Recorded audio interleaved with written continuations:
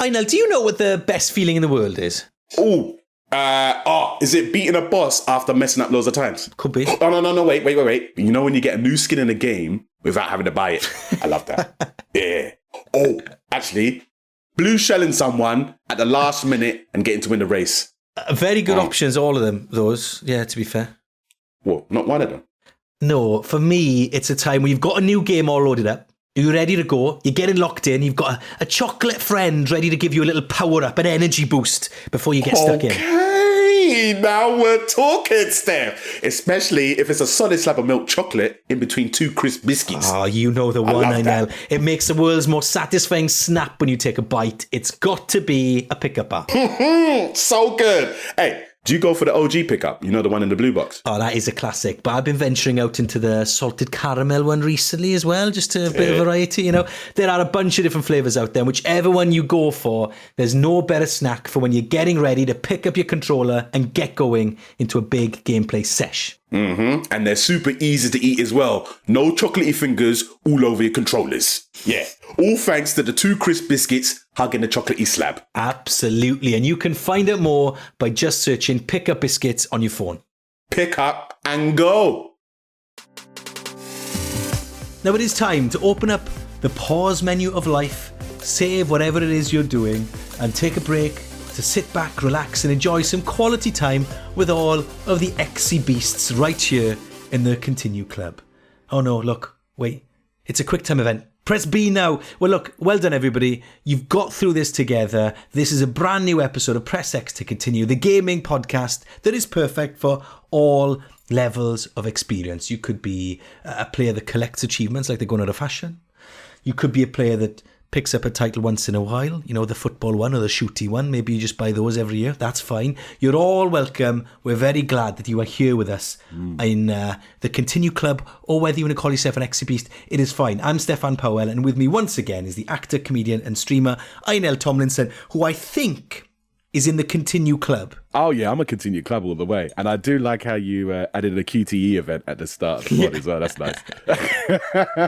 There's people furiously like hitting their like mobile phones. Quick. Big shout out to producer David, who lovingly creates our introductions every week. He really puts time and effort into them, and I really enjoy it. Now, Press X is proudly sponsored by Pickup. Is it a chocolate biscuit bar? Is it a biscuit with chocolate, a chocolate with biscuits? It doesn't really matter because it's super tasty and it's a snack that helps you make the most of those unpredictable moments that gaming throws at you all the time. It helps you release tension, and we are really thankful to the team at Pickup for working with us, aren't we, Anna? Indeed. And it doesn't matter, like you say, because I love biscuits and I love chocolate. So it's a win. It's a win. Now, this week, we are again joined by the streamer, GeekyCassie. Hello, Cassie. We're putting you straight into the spotlight this week. What is your unpopular opinion, please? No point mucking around. What is it? I would like to publicly shame and punish people that cheat in games. Okay. Thank you. Okay, so publicly shaming people that cheat in games. Talk to me about punishing. In what sense? Is the shame enough of a punishment? Yeah. No. More. It depends on what the game is. And I would like to say, and this isn't, an ad for Press X to Continue, but also go and check out Press X to Continue's TikTok. But I was watching a TikTok clip of yours, and someone was talking about like smurfing or something. And I was like, you know what? 100%. Do you know what? If someone does something in the game, they should turn it into like this like blue little smurf thing that says you've done wrong and the people shall witness you and you shall be shamed and rocked. Okay. So then I was thinking about when I copied one of my games. I think it was like a Zelda game. I had to copy it onto another thing, and my character was called Thief for the rest of like the time that I played it. I couldn't even enjoy it. It was like a bitter taste in my mouth, and I can't remember I want to say it's like Link to the Past or Ocarina of Time, I can't remember, but if you copy it, you're not seen as it calls you a thief. You're no longer a person. You're no longer a named individual. You're just as, and I felt dirty playing the game, so that I just restarted it. I was like, even though I'd copied my own game, I don't even want it anymore. And I would like to do that. Stop banning people, but shame them. So like add in maybe something in the game. Someone wants to continue playing like WoW after they did something in it. Okay, fine. For 4 months, you should be held on a plinth in the town square and people can shoot you and do things. Like, obviously not in real life. Yeah, that's that too much crazy. for now. For now. But like in the meantime, yes. It was Link's Thank Awakening, you. I think, Cassie, was the game you were looking for. Thank you. Yes, it was. And I felt like it was really unnecessary. And then I started off like, I don't get out of here. Well, it's just a thief. And then I'd open it and be like, hello, thief. And after a while, it starts to break at you. It made me not want to do anything bad. So when my friends, and it's how it impacted me in real life. When my friend went to Pyromark to go and cheat and steal, do you know what I did? I said, not for me. Because I knew that Link had an effect on my life. So thank you for fixing me. He taught you how to be a good moral human being as well. Yeah. I like that. Yeah. And I think that if we did that in games, more people would do that. Okay. Let's do that. I do remember, Cass. There was it was GTA 5 online. I don't know if they still do it, but when it first came out, they used to have a thing where if you kept cheating in games, the game would give you like a dunce cap. And and then you couldn't take it off. So your character couldn't take it off. So everybody knew if they saw you with the hat what you are. They knew. They Yeah. knew. That's good. See, that's what I want. That is good. I mean, because I think shame is an interesting one, because you see a lot of clips on social media of people who play competitive shooting games who have got cheats enabled and they get caught sometimes, right? Yeah. But of course, then they just change account and they start again. So it's interesting if there was a way of, and also some people are shameless. They're like, yeah, well, I don't care. I cheat, but I make loads of money from it. So what are you going to do? So it is interesting. You think shame is going to be enough to alter people's behaviour? Yeah, or at least the town square will have something to. We don't burn witches anymore, so what else do we have next? Shame the gamers, and that's what I'd like to see. I also think that you can become more creative. Maybe it could become a category. Jackie, don't come and steal my ideas. But I would like someone to start. I'd like that to be like a thing. Who has the best shaming process for people that are cheating the game? Yeah. This doesn't apply to The Sims because you have to cheat in The Sims to do anything in it. There we are. So the caveats are coming in now. Just The Sims, just The Sims. So you can't use that rosebud cheat, and that's all right, is it? Yes, that is. They sent me out. A flyer for like The Sims, and they're like, "Here's how you play the game. Here's a cheat." I was like, "So what are you encouraging? Wow, Sims leads you into jail." I'm not saying that, but you know. Do you not agree with me? I do, and I do like when games do it. I think, as I said, like off the top of my head, like GTA 5 is probably the best one because they would stick you into cheater lobbies, so everyone in the lobby would have the hat on, and so it's like that is amazing. You'd have to like there'd be like a cool off period until the hat would come off, and then you can go into the regular lobbies. That's so good. Yeah. And I think so you're surrounded by your people. Yeah, but a lot of people didn't know because like they'd go onto like websites and stuff. I was like, I got this cool hat, but I don't know how to take it off. And it's like, you can't. It's not a cool hat, my friend. Cheating. I wish they could do something on Football Manager back in the day when you could get like unlimited money, and I think you needed to devalue your achievements then. But yeah, there's something in this, Cassie, to try and discourage people from cheating. We want people to play honestly. But and look, let us know what you think of Cassie's unpopular opinion. Do you want to? Are you on board? Do you want to do public shamings as well, where we throwing rotten veg? I would love to do this. Is that a bit too far, maybe? No, I think it's. I think we should join together and make a game. I think all the things that we've discussed and all the things that I've heard on like the unpopular opinions and like going back, and also I do like the fact that no matter when you listen to the podcast, it's still relevant. Like if you go back to it, if we get all of this together and we make a game, winning. Yeah.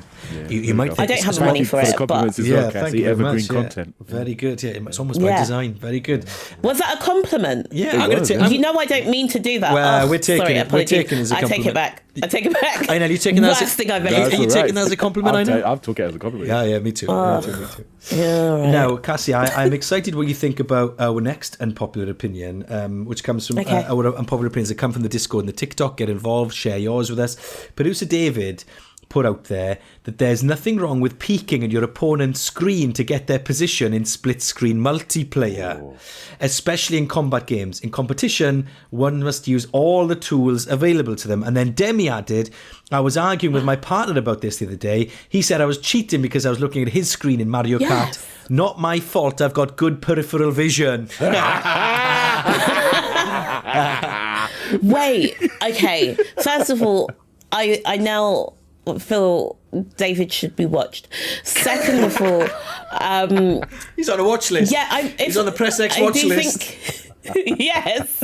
Can we start creating it? Thank you. So, second of all, if it's Mario Kart, like, that's slightly different. But I feel like I told you this already, but we were raising money for a charity, and after playing the game, I think I did like maybe, I don't know, we got to the end. I hadn't been racing. I'd been running into a wall the whole time because I was looking at someone else thinking it was me. And so I think the sign there, the saying there is, watch your own cart or you could be going into a wall. It's catchy. It's Has certainly a ring catchy, to Cassie. it. It's got a ring to it. Thank you. Do you think it's okay to look at other people's screens when you're playing multiplayer? Do you agree with David and Demi or not? Let us know. I mean, if you want to win that way, fine. But can you look yourself in the mirror? Is the answer? You got to wake Well, up he and needs still a be dunce friends with those hat. people. He innit? gets Dunce a hat, yeah. hat. Yeah. Right. Next time we do a live episode, Dave's rocking around in a dunce hat. Now, Sam's been on. There's no point buying new games at full price. This is after our conversation of the day about sort of the finances of games and how expensive it is at the moment to keep up with the latest releases. She's saying games often go on offer quickly. Unless you finish it in the first few weeks, you might as well save some cash and hold on. So that's from Sam. Thank you very much for sharing that opinion with us. I think me and I know we kind of agreed with that, don't we? Yeah, I will say there's like all the major platform holders, Steam, PlayStation, Nintendo, Xbox, they always have regular seasonal sales as well, like summer sales, winter sales, spring sales. So like you're always a couple of months away from the next one if you can wait. So good thinking, good sharing on the unpopular opinion there. Thank you very much. Now then, TikTok, it is trivia o'clock. And as ever, you get... Do you like that? Cassie, did you like that? You liked it, didn't you? Look, she's laughing. It is trivia o'clock. As ever, get your piece of trivia. It was like monkey news. Hey, no expense spared. You did. No expense. I used to love that podcast. By the way, she's referring to the old Ricky Gervais podcast from back in the day. Yes, I loved it too. Now, as ever, these pieces of trivia come to our team via Discord. You probably know the drill by now. There is a secret link that you can send your thoughts in. Interesting facts and quirks from the world of games that our team then craft into a trivia question. And, you know, there is a scoreboard. We don't really care about the scoreboard, do we? We don't really care. Inel's top of the scoreboard, so he kind of cares. Nobody else cares. So we had a Nintendo themed question last week. And also, by the way, there's no cheating here. Just in light of our recent unpopular opinion discussion, there's no cheating here. No Googling, no using your phone, none of that going on, okay? Well, Here's looking at you, Cassie, okay? Right. Who wants to be a continuaire? Last week we had a Nintendo theme. This week we've also got a Nintendo theme. And the question is this: which Nintendo character, we'll bring you the answer at the end of the podcast, which Nintendo character was the subject of a lawsuit between the company and Universal Studios in the early 80s? This eventually led to the Kirby series being linked to the US civil rights movement.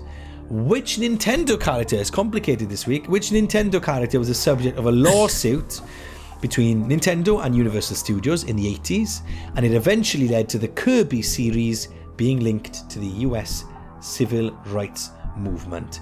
I have no idea. I am And we're out saying of it's ideas. not Kirby. None of the characters in Kirby are the answer.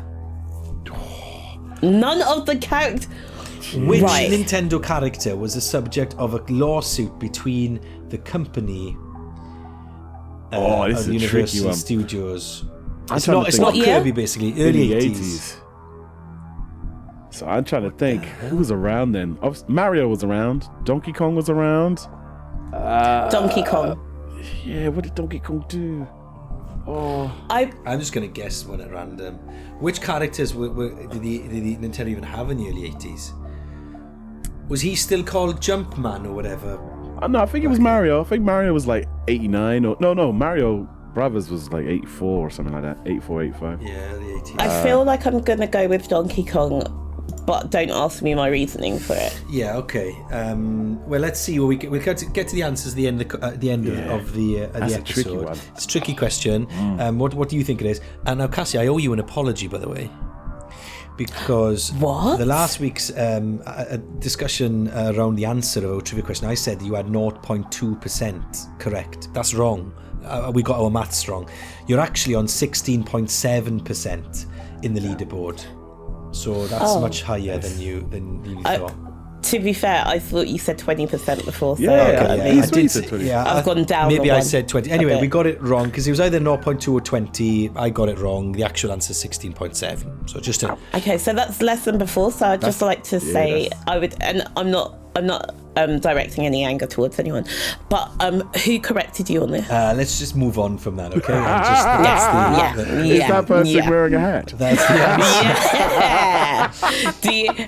We're going back to remembering some of the Okay, we're going to move on. Okay, we are talking about near perfect games. Okay. Next. Okay. Oh. Because something sparked our attention from Reddit. And a user there called Master Q&A posted a thread that had a very simple question, and the thread was this: what is a 9.9 out of 10 game? These are games that basically you consider perfect, except they have one minor problem, which means they can't be scored 10 out of 10. What games are basically perfect, but one nagging thing means you can't give it 10 out of 10? A minor gripe that have ruined otherwise flawless games. Like a tiny thing? Well, a minor gripe. So whatever you think, what would take it from a 10 to a 9.9? Oh, I would say Super Mario Odyssey was a 9.9 for me, and that 0.1 is it's just too easy. That's all it is. That I didn't feel It's like too easy. Yeah, I didn't feel like there was like a meaty challenge there for like people that have been playing games for a long time, sort of thing. But otherwise, Okay. perfect.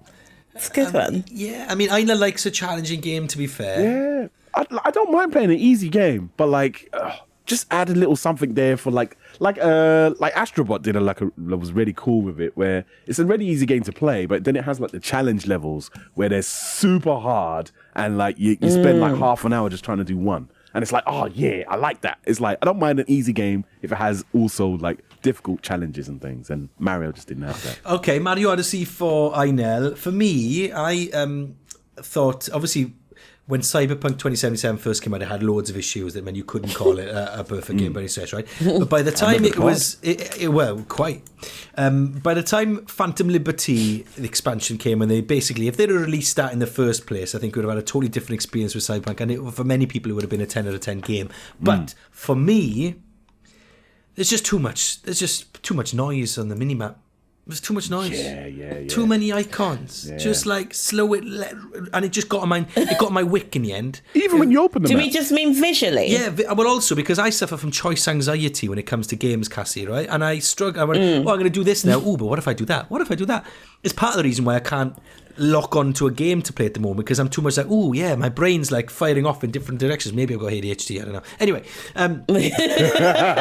It's the pod where Stefan finds out. There's just too much going on, and as a result of it, I was like, this is the game that it should have been. I can see this is genius. This is a work of genius. But though that minimap's just winding me up too much, so 9.9. 9.9. Good choice. Yeah, I'd agree with that as well. What do you think, Cassie? Yeah. I'm stuck for choice. But I was trying to think. I know in previous episodes I've slated Persona 5, okay? My only problem with it is just the length of it. And is that a minor gripe or is that a big... I feel like this is a perfect game, but to me, like, it's just a little bit too long. Other than that, it would be perfect for me. It itches all parts of my brain. Yeah. I also want to say thank goodness you're here, but I actually don't know if it even takes off a minor, if it takes anything from it. Whoa, what was the gripe? Because we love thank goodness you're here. Yeah, I was going to say, I actually don't know, because I have to take something off it, right? Do you? Maybe it could... You But don't no, have to. then that's just a 10 out of 10. All I was thinking is that what are 10 out of 10 games for me? And I think... Well, interesting. I would think about this. Owen's message to say, Red Dead Redemption 2, way too hand-holdy in the missions and slightly overcommitted to the realism to the point of tedium at times. It got frustrating having to wait for animations to complete and having my wrist slapped with John has died every time I tried to comb a location for secrets during a mission. Yeah. I don't know. I do see that. I agree with that. Like Red Dead is such a great game, but when it comes to the mission structure, you have to do the missions how they want you to do it. And if you deviate from that at any point, it's like failed. Yeah, I don't mind that.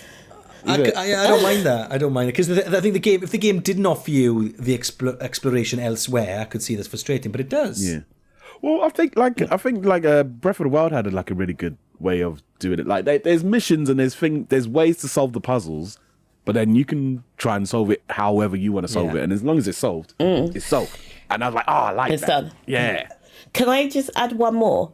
And really quickly, Fallout New Vegas. I really enjoyed that game. However, there was a point where my radiation was at 99%. Oh, jeez. And every time I forgot to save like further in. Oh. So my previous save was like 6 hours before or something. Yeah. And every time I spawned back in, obviously, once I get to 100%, I'd die again. So I got stuck in a loop of being there and I just kept dying. And it was so frustrating because it was just like, and I could see the door that I could escape to. And if I'd got out of that, I would have been fine. Save locked yourself. So that was a problem. Save locking is such a bad place to be, especially I find in strategy games. When you load back in and you die again. It's like, you feel so disappointed in the game. I didn't realise that was the name of that. Well, I'm going with it. I've enjoyed it. I'm enjoying that name. A couple of other suggestions, although that does sound like a you problem, not a game, not a Fallout problem, Cassie. Wow. No, it's a game problem. It's not Fallout's fault that you haven't... It's not Fallout's fault you haven't radiation. Yeah, that's your fault. You didn't save the game often enough, isn't it? That's not Fallout's fault. What were you going to say? What was the next thing? Right, we've had some of the other suggestions that were on this post on Reddit. Someone else said The Witcher 3. What's the problem with that? The only gripe I have is the combat. Oftentimes when I do a short swing, Geralt does a long lunge and I end up getting hit. If the movement was less clunky, it would be a 10 out of 10. Interesting. Someone else said the Breath of the Wild inventory system was set up in a 5x3 grid, but the armor came in sets of 3, so they could only be organized horizontally. That is minor, but I love it. I love it. That's an LCD thing. BioShock was a masterpiece, except for having to do a stupid hacking mini game 100 times over. I love the hacking mini game in BioShock. My problem with BioShock is, okay, again, it might be self-inflicted. I played half of the game without realising that I could run, so then I got mocked for me, and they called it walking simulator for me because I'd been walking everywhere. No, okay, never mind, carry on. Well, look, let us know what your favourite 10 out of 10 games are, but ones you actually had to score 9.9 because there was something small just bugging you and you couldn't get over it. Share it in the Discord, get involved in social media. We would love to get your thoughts as well, and we'll talk about it again in a few weeks. Now, we want to talk about the best plot twists in a game. Just saying, there will be spoilers here for some of these games. It's pretty spoiler heavy. So we're going to play a little jingle in a moment that's going to tell you all of the games we're going to talk about and what time to skip to if you want to avoid the spoilers for them. So if you're playing any of them at the moment and you don't want them spoiled, then you can just jump forward when we've already talked about it. And that's all going to be explained in this little jingle by our lovely editor, Cammy. Take it away, Cammy. Spoiler alert, spoiler alert, don't go past this point if you don't like spoilers. Hi guys, Owen here. Sorry Steph, it's me, not Cammy.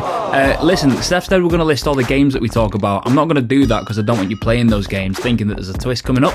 What I will say is they're all a few years old at least. Some are absolutely ancient, so we're not covering anything really new. Listen at your own peril. If you don't want to hear any spoilers, jump ahead to 30 minutes and 30 seconds and you'll be safe and spoiler free. Okay, bye. Thank you very much, Cammy. So, you've been warned now, okay? We've got spoilers for those games coming up. So I'm going to give you a couple more seconds just to make sure that you are not worried about spoilers. So here we go then. Best plot twists in games. And let's go through them in the rundown of order. Infamous. The plot twist in Infamous. Kessler is future you. That's one of them. Heavy Rain, the origami killer reveal. Oh, yeah. That was a good one. That was good. That was a good one. Inel and Cammy are nodding to that one. Telltale's The Walking Dead, when Lee gets bit. Yeah. Yeah, that one. Just tugged at the old heartstrings, that one, didn't it? Yeah. Yeah, so good. Season 1 as well. This one I loved, okay? In Star Wars Knights of the Old Republic, when you find out you are Darth Raven. I haven't played that, but I would love that. Oh, it's so good. I think that was like the first like Star Wars RPG where you could become a Jedi. I can't remember. Like even Sith, like, all you the mean, other games a you Sith. could just play in them. Well, yeah. But Yeah, like, Oh, no, I see what you mean. I mean, as in but like fight in with a terms of lightsaber. just like wielding a lightsaber. Yeah, and sorry, just- excuse me. Yeah. Yeah. Because until then, it was like Rogue Squadron, wasn't it? It was like the big... Was the big Star Wars game. So But there was Star Wars games, but like it was the first proper one where it's like you become a Jedi, and I was like, oh. The next couple coming up are some of my favourites. So the original Red Dead Redemption, when John Marston dies. What a twist! I wrote an article about this because I shed tears at the end of that, because what's genius about that moment, in my opinion, is why it's such a good plot twist, is because you're playing the end, but you can't change the outcome. So I tried to replay it a couple of times, be like, okay, fine, I just got to do it better. And then it was like the second or third playthrough, and I was like, oh wait, He's supposed to. I'm supposed to die. Yeah.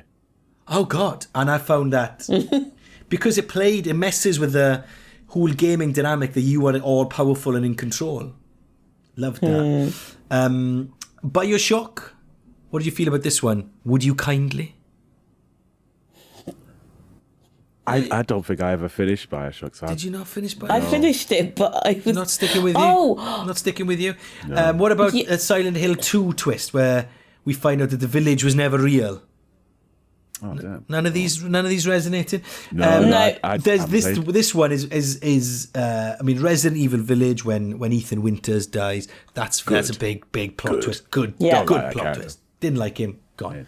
However, this next one and my final one, and we want to know what your favourite one is from all of these, by the way. So get involved. Send us your thoughts. In Call of Duty Modern Warfare 2. And I was so I threw my mouse at the screen when this happened, because I played this one on PC.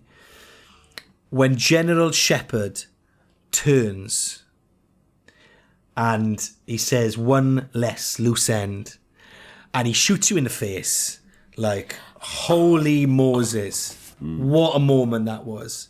That for me was like almost to the moment where Metal Gear made me realize games could be like cinema. This, like, oh yeah, this is like cinema. That was so good. That was a good one. I've got one. Okay, what have you got? Prince of Persia. It was the 2008 one. And the reason why I like this one is because it's a game where you can't really die, because you have this princess that's with you. It's like she's always holding your hand, and she helps you like make the jumps and run rule one and all of these things. Right at the end of the game, in order to in order to stop the evil from coming out, basically the princess dies, and you have to destroy everything that you did in order to bring her back. So you can either stop the game and have the princess die. Oh my gosh. Or you can bring the princess back, but unleash all the evil that you just spent the entire game trying to... Love it.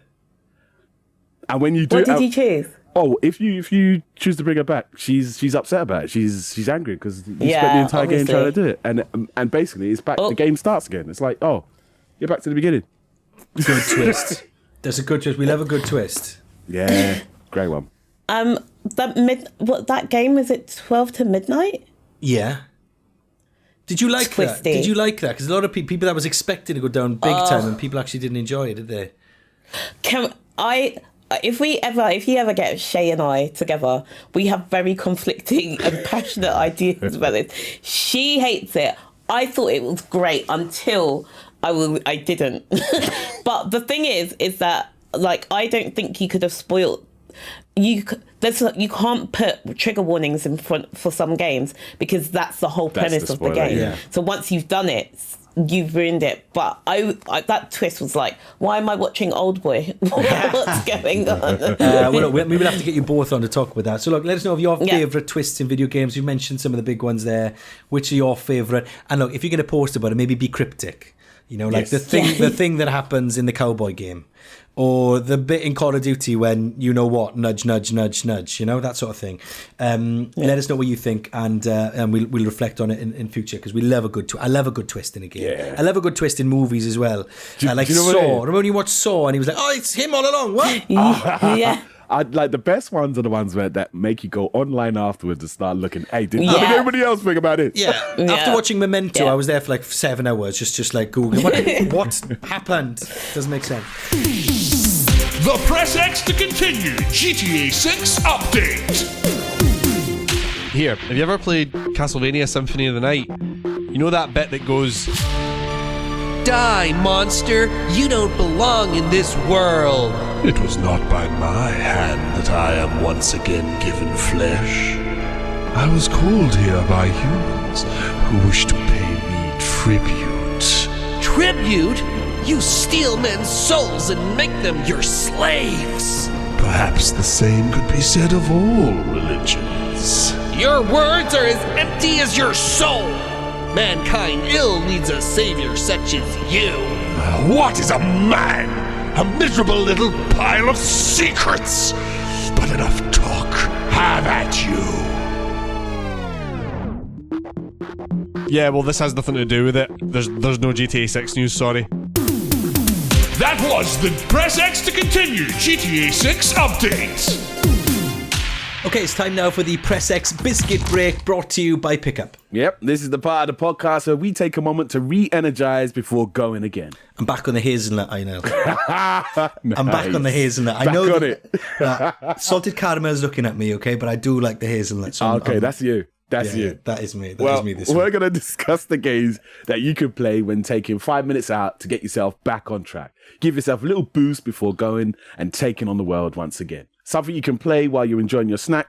Your choice this week, Steph. What is it? Yeah, no, you did a very good choice last week, Anna, so I felt under pressure this week, and I've gone with a banger, right? This slaps. It's Monument Valley 3. Oh. It's basically, if you don't know what Monument Valley is, it's like playing a work of art. It's a puzzle game, and you sort of got this amazing top-down view, and you spin the map around as your character traverses it. It's beautiful. It looks amazing. The music, you've got to play with your earphones in, because the music's wonderful as well.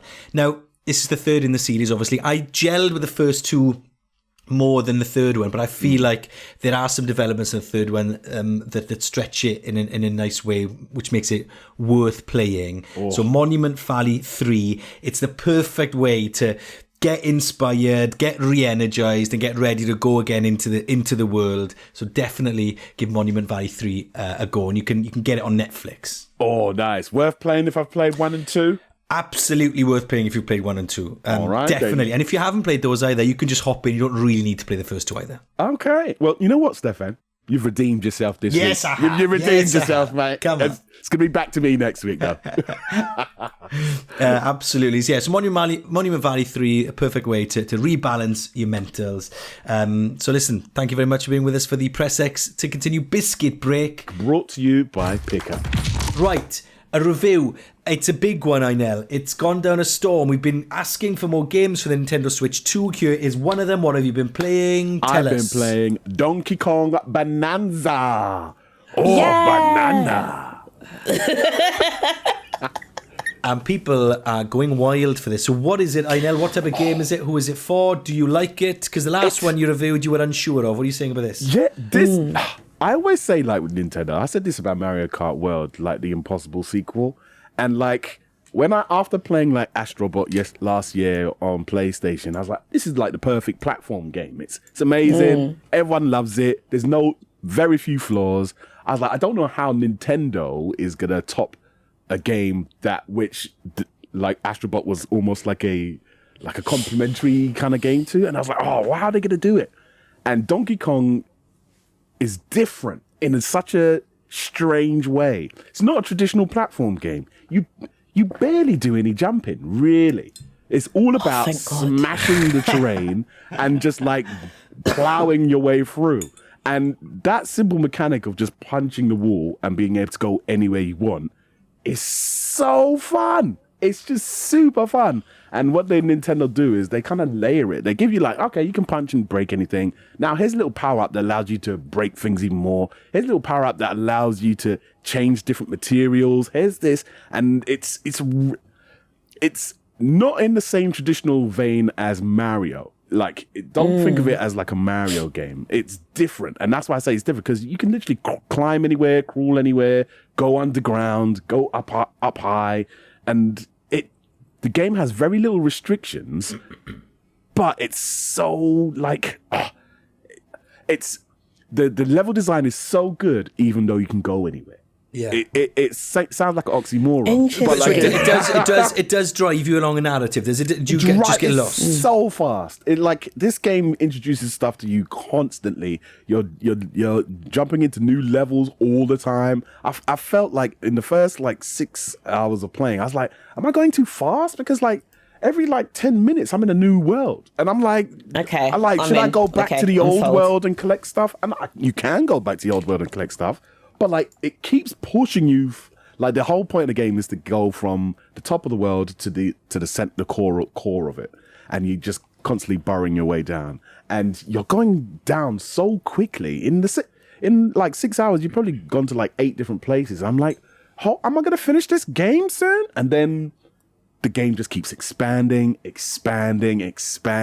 introducing new ideas, new concepts, new puzzle dynamics. The game gets more difficult, and I'm like, yo, how are Nintendo doing this? So this is interesting, because I've been thinking, Inel, about maybe a traditional platform game, whether going back to Mario Odyssey or whether it's Mario Kart, or whether it's Donkey Kong Bananza, as my, I'm struggling to find a game that I'm just I'm bouncing off games at the moment like crazy, and I want something that just keeps pulling me back. There's not Mario Kart. Could this be it? This is perfect. Do you know what, Steph, I've been playing this game for about 20 minutes a day. That's it. I just pick it up and I'll play through a little level. And as I said, because you're progressing so fast, you can go through a world in about 20 minutes if you wanted.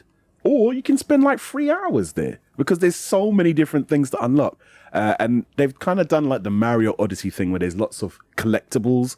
In this, I think there's over 700 bananas. I think I've been playing the game for about 15 hours. I've only got 300. And it's what?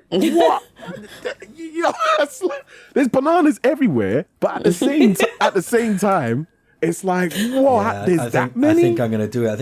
It's got a Metacritic score of 91. I've got 2 weeks away from home coming up, filming away from home. Love it, and I think I'm going to need something new on my Switch. I love in Mario Kart, but I need to mix it up. And I was thinking of going back to something, but maybe this could be it. Are you in? Cassie's got a Metacritic score of 91. People are loving it. Inel's loving it. I'm 100% in. I'm so sorry. I started looking onto shopping. And when you was doing that, I was like, Nintendo. I'm about to get an alert from Monzo that says declined, but we're going to see what we can do. It's 58 we can move quid. The money around. Yeah. It's £58. Maybe I'll get it on Friday. £65 Maybe I'll get it on payday. Payday. Could be a payday purchase. I will say it's very different to older Donkey Kong games. If the last Donkey Kong game was Tropical Freeze on the Nintendo Switch and the Wii U, that was the last one. Plays very different to that. It plays very different to a Mario game, but it feels like it's made by the Mario Odyssey team, and some of the UI stuff will remind you of that. But it plays very differently to a traditional platform game. It's more about punching and breaking things.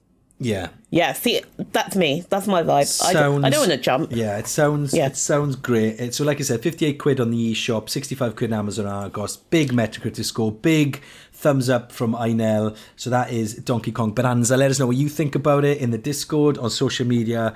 Is that going to be one of the games you spend a lot of money on and then you delve in on cheaper ones elsewhere? Let us know. We'd love to hear from you. Okay, now we've had a bit of a break from the Spotify playlist. We will be coming back to that next episode, I promise, okay, with an update and maybe plans for like the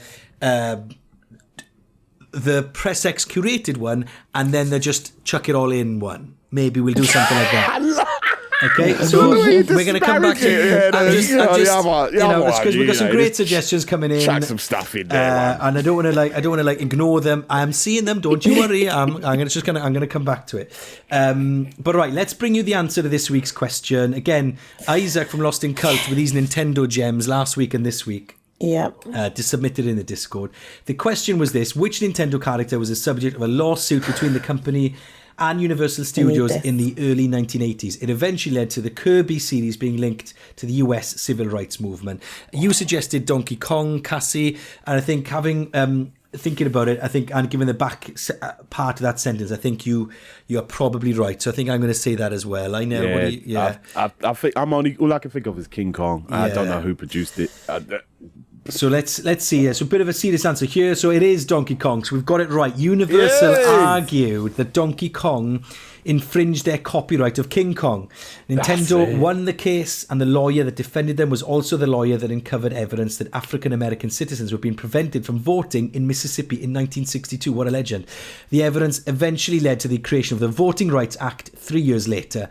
He was also one of the chaperones to the first black student to enroll in a white public school in Alabama. His name was John Kirby, and Shigeru Miyamoto later said that Kirby wasn't specifically named after John Kirby, but that Kirby was on a list of possible names when they realised and they decided it would be a nice connection. Oh, that's it. That is lovely, but also very random. Yeah, but we love random questions here on Press X, which means that all of our scores on the leaderboard are going to be shooting up here. Yes. Hey, listen, Isaac can send in them questions. Yeah, keep sending them, Isaac, because we're getting right. them right. Yeah, listen, Isaac. I feel like you taught me something. I've walked away with thoughts and vindication from this, so I appreciate it. Very good. 37.5% Cassie now sits at 1.5 out of 4. Percentages, you know. Thank you. Inel is at 28%. Stefan is up now to a respectable 20.7%. So I'm taking it. We're getting better week by week.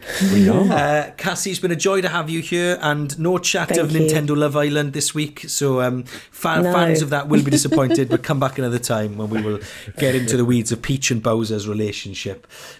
But that is it for this episode of Press X to Continue. Don't forget to get involved in the Discord. Links in the description of the podcast. Press X Pod on TikTok, Press X Podcast on Instagram, and we will see you next Tuesday for some more fun. All the best, everybody. Bye-bye. Bye.